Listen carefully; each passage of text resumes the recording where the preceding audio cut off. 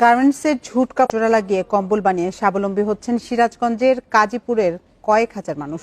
কম দাম আর ভালো মানের হওয়ায় এখানকার কম্বলের চাহিদা রয়েছে সারা দেশে। প্রতিদিন কম্বল কিনতে ভিড় করছেন দেশের বিভিন্ন স্থানের পাইকাররা।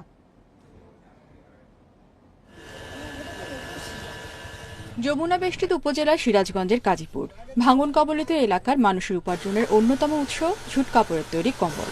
এই কম্বল বিক্রির টাকা দিয়ে জীবন চলে কাজীপুরের প্রায় 20,000 মানুষের।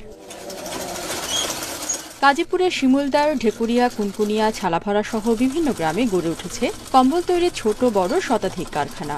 শিক্ষা প্রতিষ্ঠান বন্ধ থাকায় অনেক শিক্ষার্থীও কাজ করছেন এসব কারখানায়।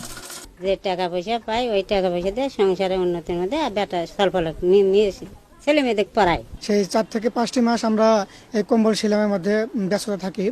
মাত্র 150 থেকে 1000 টাকার মধ্যে ভালো মানের পণ্য তৈরি করায় এখানকার কম্বলের চাহিদা রয়েছে দেশব্যাপী।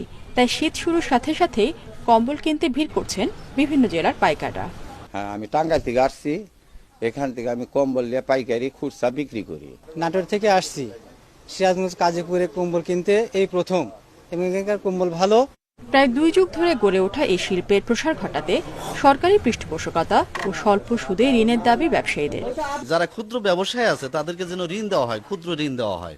যদি ঋণ দেয় আমরা ভালো থাকবো, ভালো ব্যবসা করবো, কাজীপুরের মানুষ ভালো থাকবে। সরকারের কাছে জোর দাবি থাকবে এই শিল্পের সাথে যারা জড়িত তাদেরকে স্বল্প সুদে ঋণ প্রদান করা এবং এখানে একটা ব্যাংক স্থাপন করা।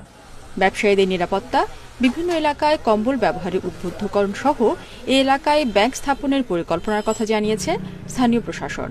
সার্বিক সহায়তায় আমরা এখানে একটা কমার্শিয়াল ব্যাংকের শাখা পেয়েছি। অচিরে হতে কাজ শুরু হবে, তখন তো তারা এখান থেকে লোন নিয়ে তারা এই ব্যবসাকে আরো বিকশিত করতে পারবে। শীত মৌসুমে প্রতিদিন প্রায় 50,000 টাকার কম্বল বিক্রি হয় বলে জানিয়েছেন ব্যবসায়ীরা। Independent news desk.